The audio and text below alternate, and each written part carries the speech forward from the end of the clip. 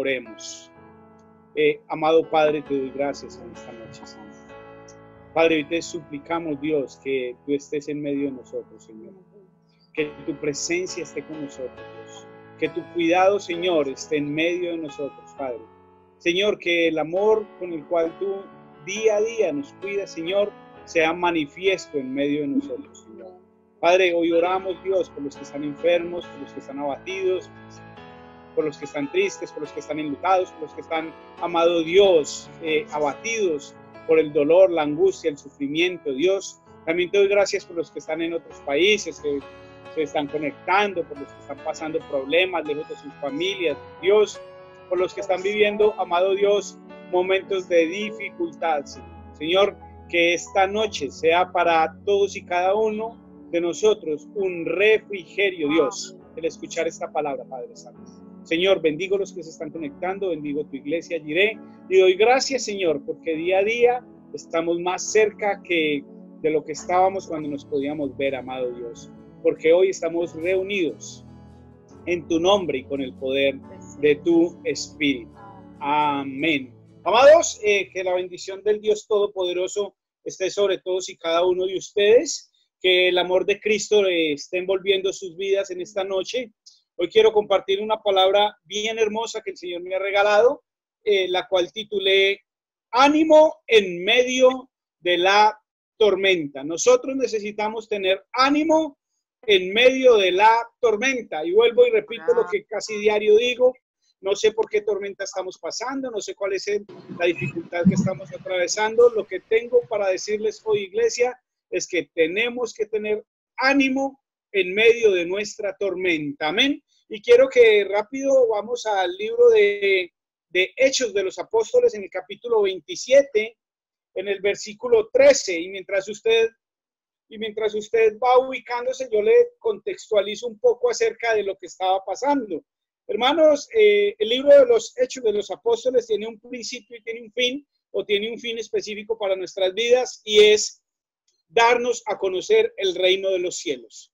Lo interesante y lo que quiero que ustedes comprendan en esta noche, mis amados, es que nuestro trasegar por esta tierra nos lleva a un fin feliz, que es poder disfrutar del reino de los cielos. En el capítulo 27 nos muestran al apóstol Pablo que está zarpando o está siendo llevado a Roma porque lo habían capturado y él había apelado a hablar con César porque tenía una ciudadanía romana, y por cuestiones de que él apeló para hablar con el César, él fue llevado a Roma, fue llevado en barco, pero en medio de ese viaje que ellos tuvieron, o en medio del viaje en el cual ellos iban, ellos zarparon y tuvieron una tormenta bien complicada en medio del viaje, tanto que sus vidas estaban en peligro. Yo no sé cuál es la tormenta que tú tengas hoy, amado o amada. Lo que sé es que toda tormenta me va a llevar a disfrutar de la alegría y el gozo de saber que tengo un Dios que prosperará mi alma y prosperará mi vida. Amén. Entonces, mis amados, en el libro de los Hechos de los Apóstoles,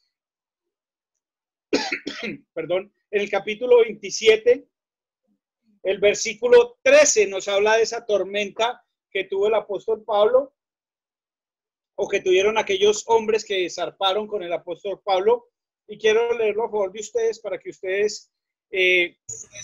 todos ustedes se contextualicen con lo que estoy hablando. Dice el capítulo 27 del libro de los Hechos, en el verso 13 dice, y soplando una brisa del sur, pareciéndoles que ya tenían lo que deseaban, levaron anclas e iban costeando Creta. Pero no mucho después dio contra la nave un viento huracanado llamado Euroclidón, y siendo arrebatada la nave y no pudiendo poner proa al viento, nos abandonamos a él y nos dejamos llevar. Y habiendo corrido a sotavento de una pequeña isla llamada Clauda, con dificultad pudimos recoger el esfique, y una vez subido a bordo, usaron de refuerzos para ceñir la nave, y teniendo temor de dar en la Sirte, arriaron las velas y quedaron a la deriva. Cuando yo le hablo de esto, cuando yo le cuento esto, les estoy contando que el esfique es la nave de salvavidas que ellos arrastraban con el barco, y cuando ellos hablan que tenían temor de dar en la, venga, les cuento cómo se llama esto, el temor de dar en la sirte, era que ellos tenían temor de que el barco quedara anclado en la arena de esa pequeña isla que ellos estaban bordeando. Entonces, lo que nos está diciendo este pasaje es que vino sobre ellos un gran viento llamado Euroclidón, y la nave quedó a la deriva. Amados, estoy hablando de esas tormentas en las cuales nosotros difícilmente podemos hacer algo. Es esa tormenta en la cual nosotros ya estamos perdiendo las fuerzas, y seguimos leyendo el pasaje. Qué bueno que lo leyéramos en casa. Nos está hablando de cómo todos tenían temor, 14 días sin comer, lo vamos a ver en un instante, cómo todos creían que iban a morir. Ellos botaron los aparejos, ellos tiraron por la borda al mar todo su alimento, todo lo que ellos tenían para alivianar un poco el peso del barco, y fuera de eso iban más de 200 hombres en el barco. Muchos de ellos eran hombres que iban a comparecer en la autoridad en Roma, o sea, eran personas que venían de la cárcel, entre ellos Pablo. Por eso estas tormentas, amados, a nosotros nos dejan gran enseñanza. Ahí esta tormenta, un viento Euroclidón, y lo que yo quiero que entendamos es que esta tormenta hizo que el reino de los cielos, en aquellos que escucharon a Pablo, pudiesen creer un poco en que había un Dios en los cielos. Amén. Entonces, cuando esto nos habla del reino de los cielos, porque voy a ir paulatinamente mostrándole algunos versos de que nosotros vamos a ir aprendiendo un poco de ellos. Por decir algo, quiero que veamos algo en esta noche, y es el primer punto, que cuando Pablo estaba en esta tormenta, Pablo solo se apegaba a algo, y era a esa promesa que a él le habían dado. ¿Dónde encontramos eso? En el libro de Hechos, capítulo 23, versículo 11. Yo se lo quiero leer a usted para que nos contextualicemos. Dice el verso 11 del capítulo 23, dice: a la noche siguiente se le presentó el Señor y le dijo: ten ánimo, Pablo, pues como has testificado de mí en Jerusalén, así es necesario que testifiques también en Roma. Pablo iba por la tormenta, o estaba atravesando una tormenta, pero él tenía algo seguro en su vida, que el Señor unos capítulos antes le había dicho que así como él había testificado de Dios en Jerusalén, él iría a testificar también en Roma de Dios. Lo que le estaba diciendo el Señor a Pablo antes de que viniese esta tormenta era: Pablo, vas a atravesar tormentas, vas a pasar dificultades, pero es necesario que llegues a Roma. Yo te llevaré a Roma para que testifiques mi nombre también. Entonces, amados, cuando Pablo se enfrenta a esta tormenta, había algo en su mente, en su corazón. ¿Recuerdan ayer cuando les hablé acerca de cómo nuestra mente es la que nos tiene cautivos, o es nuestra mente la que nos lleva a la cautividad? Pues Pablo en su mente también tenía algo en el momento de la tormenta, y fue de lo cual Pablo se apegó, que había una promesa para él, y era llegar a Roma a testificar de Dios. Entonces, amados, lo que quiero que veamos es que en medio de las tormentas, lo que nos afirma, lo que nos fortalece, son las promesas que nuestro Dios nos ha dado. Hoy quiero que por un instante usted y yo recordemos cuáles son esas promesas que hemos recibido de parte de Dios. Porque quiero contarle algo, amado. Tal vez tú estés viendo a tus hijos perdidos en la droga, pero hay una promesa de Dios de que Él los levantará de la droga y los llevará a ser hombres y mujeres de bien. Yo no tengo que mirarle la condición de mi hijo en el momento de la tormenta, sino que tengo que apegarme a la promesa que Dios me hizo de que Él levantaría a mis hijos, levantaría a mi familia y haría de mi hogar y de mi familia un hogar o una familia en bendición. Entonces, amados, hay algo que está en contra de esas promesas, ¿cierto? Hay algo que nosotros tenemos en contra y quiero mostrárselo. Lo primero que quiero que veamos, ¿qué es lo que quiere destruir nuestras promesas? Son las falsas acusaciones, o las acusaciones que han hecho en contra de nosotros.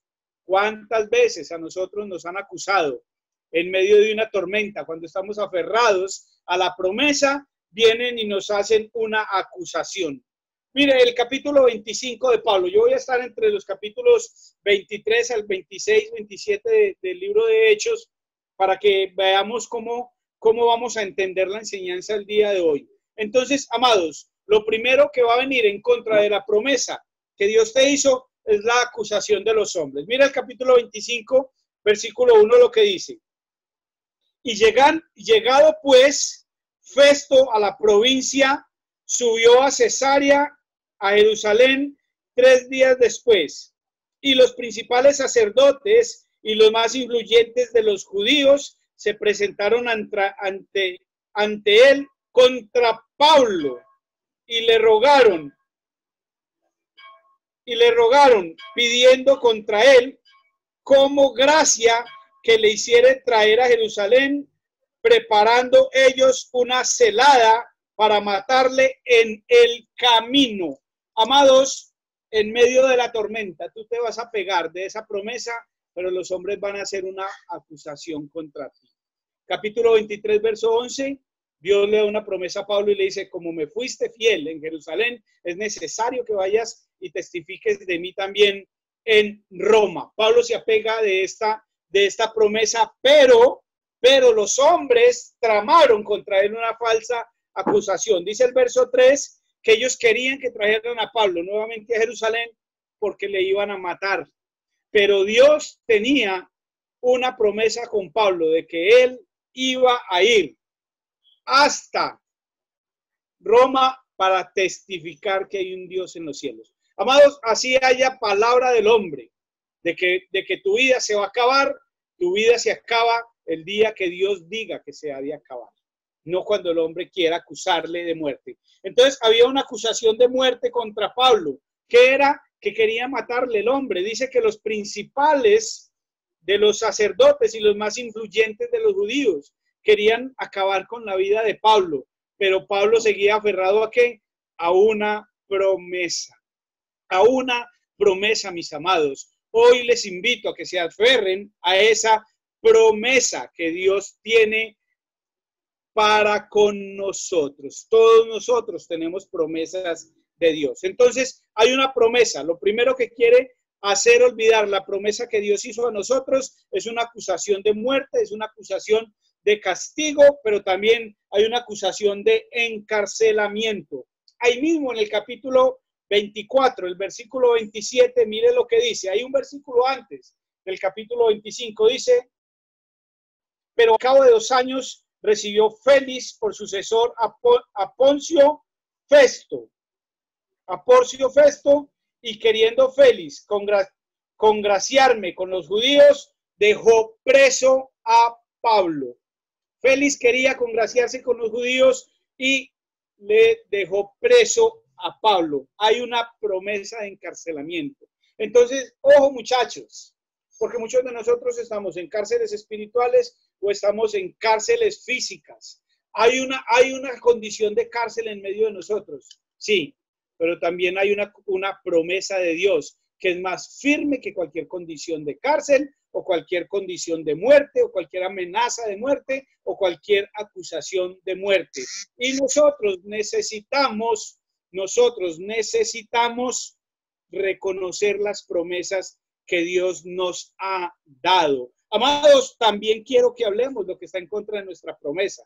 La tercera cosa que está en contra de nuestra promesa es que siempre el hombre tendrá un juicio sin fundamento para con nosotros. Cuando usted habla de una promesa que Dios le dio, cualquier persona va a levantar un juicio sin ningún tipo de fundamento contra cada uno de nosotros. Quiero contarles algo, amados, para contextualizarles. Cuando nosotros iniciamos nuestro ministerio enseñando la palabra de Dios, hace como unos 25 años, se levantó una persona muy conocida de nosotros. Se levantó una persona que yo en aquel entonces decía que amaba casi como a mi madre. No era mi familia, pero le amaba tanto como a mi madre, porque era la madre de uno de mis mejores amigos. Ella también siendo creyente y ella también congregándose. Cuando nos levantamos nosotros y empezamos a enseñar la palabra de Dios, las palabras que esta mujer profirió contra nosotros fue más errores para la iglesia cristiana. Aunque me amaba, decía amarme, aunque me amaba como un hijo, cuando le hablamos que íbamos a empezar a enseñar la palabra de Dios, de la promesa que Dios nos había hablado de que seríamos pastores, lo primero que ella dijo, un juicio sin fundamento, fue más errores para la iglesia cristiana. Y exactamente lo mismo está pasando aquí con Pablo. A Pablo le levantan un juicio sin fundamento. Capítulo 25, versículo 16. Mira lo que dice. Dice, y a estos respondí, ¿a quiénes? A los principales y a Festo y a todos los que querían encarcelarle y matarle en Jerusalén.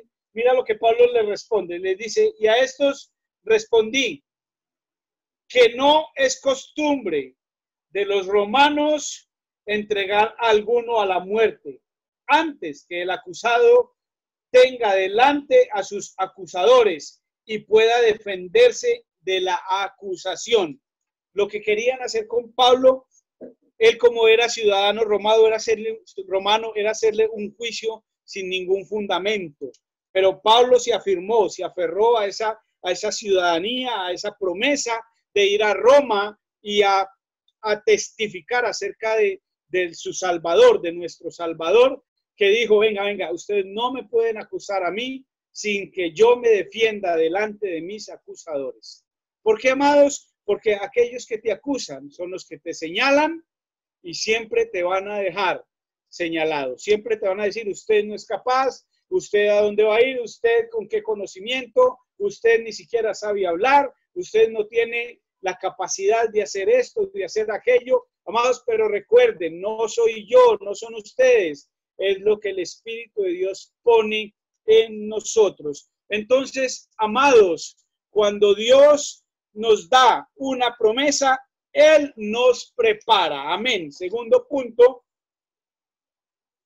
que vamos a ver en esta noche es Dios nos prepara. Amén. ¿Cómo preparó nuestro Dios a Pablo? Pues fácil, hermanos. Le prepara de la siguiente manera. Él iba a ir a testificar a Roma. Él iba preso a Roma porque le habían acusado de que él era alborotador. Él iba a Roma y tuvieron una tormenta por 15 días. En el verso número 19 del capítulo 27, mire lo que nos dice la palabra. Verso 19, capítulo 27 dice, y al tercer día con nuestras propias manos arrojamos los aparejos de la nave, y no apareciendo ni sol ni estrella por muchos días y acosados por una tempestad no pequeña, ya habíamos perdido toda esperanza de salvarnos. Entonces, escuche muy bien, entonces Pablo, como hacía ya mucho que no comíamos, puesto en pie en medio de ellos, dijo, habría sido, por cierto, conveniente, oh varones, haberme oído y no zarpar de Creta tan solo para recibir este perjuicio y pérdida.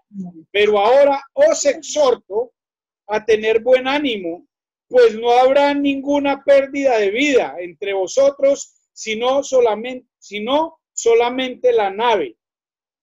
Porque esta noche ha venido conmigo el ángel del Dios de quien soy y a quien sirvo. Escucha muy bien, diciendo, Pablo, no temas, es necesario que comparezcas ante César.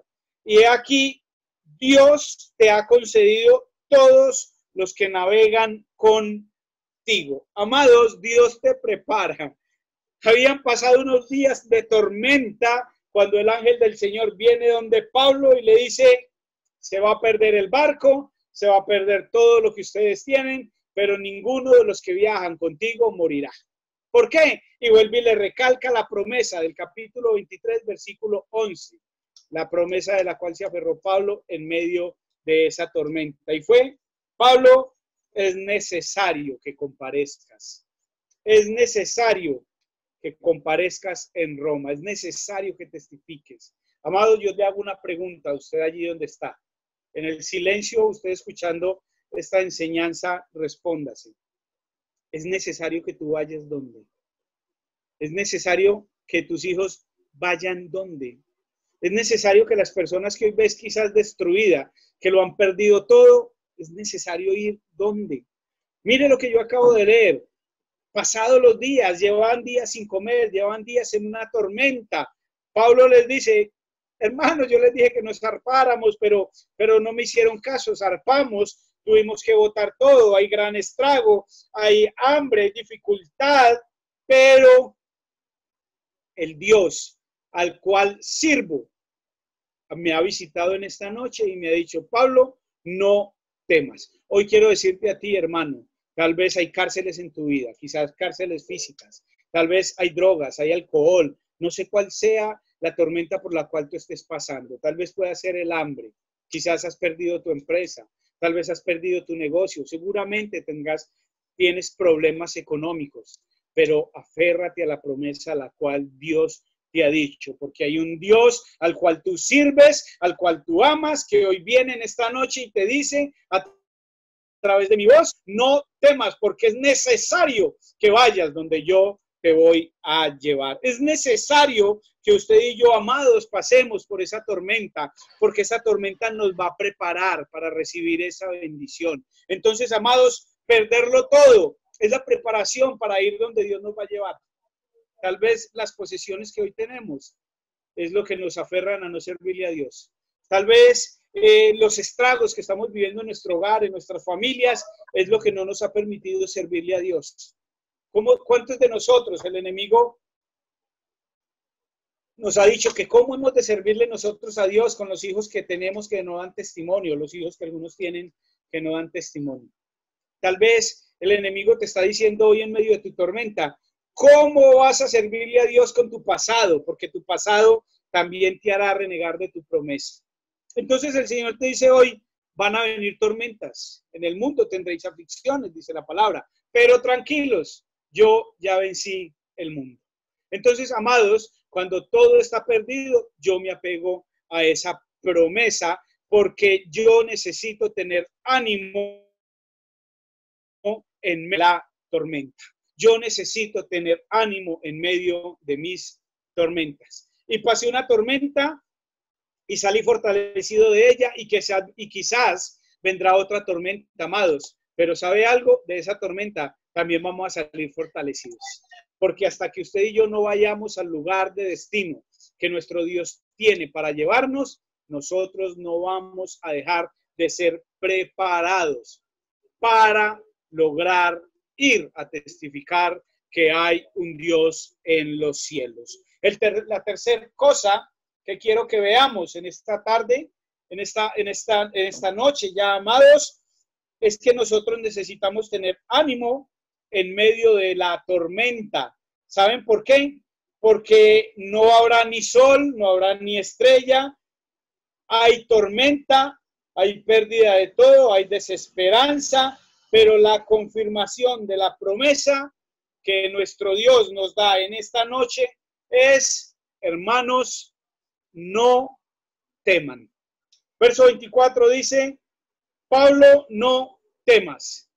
Y yo hoy podría decir el nombre de cada uno de ustedes, pero nos quedaríamos acá el tiempo que tenemos para compartir la palabra de Dios. Pero yo quiero que usted allí mentalmente, donde usted está, hermano, usted cite su nombre y diga, lo voy a hacer como ejemplo, pero usted lo va a hacer en su casa, en silencio mentalmente, y yo voy a decirme, Sergio, no temas, porque yo estoy contigo.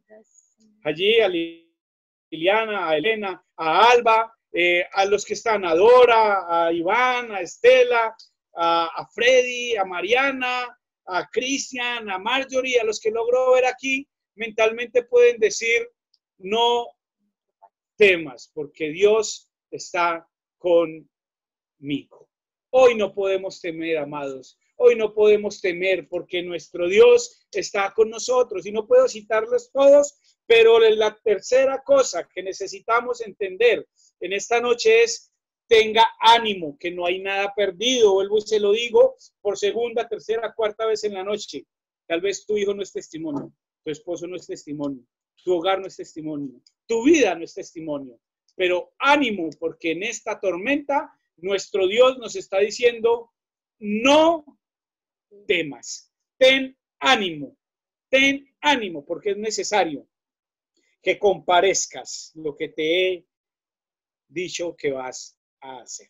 Entonces, amados, la tercera cosa es ten ánimo. La cuarta cosa es mi confianza está puesta en Dios. Mi confianza está puesta en Dios.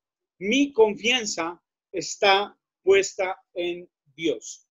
Y quiero que ahí en el verso 25 del capítulo 27, cada uno de ustedes lo lea y dice la palabra: por tanto, oh varones, tened buen ánimo, porque yo confío. Escuche muy bien, porque yo confío en Dios, que será así como me ha dicho. Hermano, por Dios, yo resaltaría ese verso de la Biblia. Yo lo resaltaría con un marcador que cuando yo abra la Biblia lo encuentre inmediatamente por su color. Miren lo que dice el verso 25. Por tanto, varones de Jireh, tened buen ánimo, porque yo confío en Dios, que será así como Él me ha dicho. Yo confío en Dios, que con mi hijo será como Él ha dicho, que con mi esposo y mi esposa será como Él me ha dicho, que con mi economía será como Él me ha dicho, que con mi familia será como Él me ha dicho, que con los amigos, que con los conocidos, que con la iglesia será como Él ha dicho. La cuarta cosa que estamos viendo en esta tarde es: ten ánimo, ten confianza en Dios, porque será como Él ha dicho. Pablo dice: yo confío en Dios, que será como Él me ha dicho. Aleluya, mis amados. Qué palabra de bendición esta que acabo de leer. En medio de una tormenta, 15 días en tormenta, 15 días sin comer, botando la comida, botando los aparejos, las posesiones para salvar su vida, se levanta un hombre de Dios y en medio de una multitud atemorizada, en medio de una multitud triste, abatida, que ya pensaban en morir, este hombre se levanta y les dice: yo confío en que Dios lo hará, así como Él me ha dicho. Amados, yo confío en que Él lo hará así como me ha dicho. Otra cosa que quiero que veamos, iglesia, en esta noche es: todo lo que me pasa tiene un propósito. Aleluya. Dice la palabra del Señor que aquellos que confiamos en Él, todas las cosas que nos ayudan para bien. Todas las cosas nos ayudan para bien. Entonces, amados, que tu hijo esté consumiendo drogas tiene un propósito. Que tu hijo esté en la cárcel tiene un propósito. Que tu esposo no quiera venir a la iglesia tiene un propósito. Que en estos momentos tu familia esté un poco fría, no quieran orar, no quieran leer la Biblia, no quieran buscar de Dios. Te digo algo, hermano, te digo algo, hermana, confía en que Dios lo hará. Porque todo, óigase muy bien, porque todo lo que Él ha dicho lo hará, porque en todo Él tiene un propósito. Algo fundamental, iglesia. Él tiene un propósito. No olvide eso. En sus oraciones, cuando usted esté orando por su hijo, por su hija, por lo que esté pasando, hermanas, dígale al Señor: Señor, yo sé que en mi esposo tú tienes un propósito.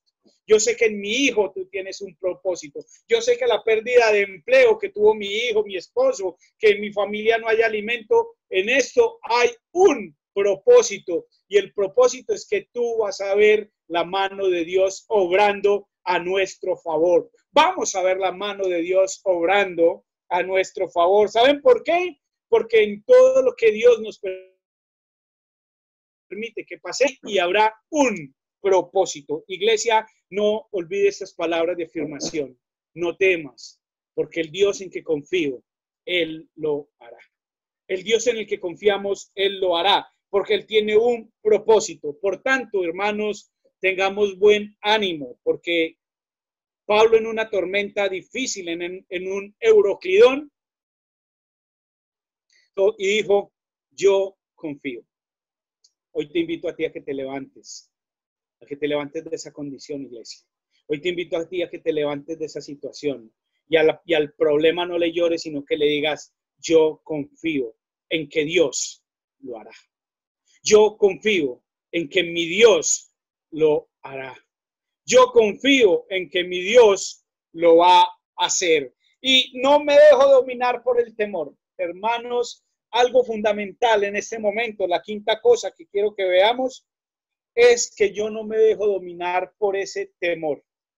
En el verso 27 dice, venida la 14ª, o sea, la 14ª noche, y siendo llevados a través del mar Adriático, a la medianoche los marineros sospecharon que estaba cerca la tierra, y echando la sonda hallaron 20 brazas, y pasando un poco más adelante volvieron a echar la sonda y hallaron 15 brazas, y temiendo dar en escollos echaron 4 anclas por la popa y anclaban y ansiaban que se hiciera de día. ¿Saben por qué, amados? Porque no nos podemos dejar dominar por el temor. Si tu noche está oscura, si tu situación es tan oscura como la noche, ansía que amanezca, porque amanecerá y resplandecerá la luz de Cristo. Antes de dejarte dominar por el temor, te invito a que animes a otros que están pasando por una situación similar o peor que la tuya. A situaciones difíciles se necesitan hombres y mujeres que animen, hombres y mujeres que se levanten y digan, aunque la noche es oscura, aunque no se ve nada, aunque la respuesta de Dios no llega, aunque la situación está bien complicada, te animo a que te levantes y creas que Dios dijo que Él lo iba a hacer. Yo te animo a que tú te levantes hoy y digas, hoy voy a ver la gloria de Dios en medio de nuestras vidas. Hoy vamos a ver la gloria de Dios en medio de nuestras vidas. El verso 33 dice, y cuando comenzó a amanecer, Pablo exhortaba, aleluya, Pablo exhortaba, amados, a todos. Mire lo que exhortaba Pablo cuando comenzó a amanecer. Estoy en el verso 33, dice, y Pablo exhortaba a que comiesen, diciéndole, este es el 14º día que veláis y permanecéis en ayunas, sin comer nada. Por tanto, verso 34, por tanto os ruego que comáis por vuestra salud, pues ni aún un cabello de la cabeza de ninguno de vosotros perecerá. ¡Ah, qué palabra, amados! Animar a otros. Pablo viene y les dice, muchachos, van 15 días en que ni dormimos ni comemos, atemorizados, llevados por este viento euroclidón, las amarras se han perdido, todos los aparejos los hemos perdido, pero yo les animo, les exhorto a que se levanten y coman, siquiera un cabello de vuestras cabezas se va a perder. Amados, qué necesario es animar a otros a que se levanten. Por eso hoy les invito, amados, a que nos levantemos y que entendamos que la situación que estamos viviendo, ni siquiera un cabello de nuestras cabezas se va a perder. Ni siquiera un cabello. Que es necesario que pasemos por lo que estamos pasando. Fue necesario que Pablo fuese llevado a través de esta tormenta. Fue necesario que el barco en el que llevaban a Pablo a Roma naufragara. Fue necesario que llegaran a una isla. Fue necesario que ellos tuviesen temor de morir. Era necesario que ellos pasaran por momentos de dolor, de angustia. Pero Pablo les animó a que comieran. Hoy les animo, levántense y coman, porque ni un cabello de vuestras cabezas se va a perder. Ni siquiera un cabello de vuestras cabezas se va a perder. ¿Saben por qué, amados? Porque el Dios a quien sirvo y el Dios en quien confío, Él lo va a hacer, iglesia. Esta enfermedad no es para muerte. Esta enfermedad es para que veamos la gloria de nuestro Dios. Este proceso que estamos viviendo no es para destrucción.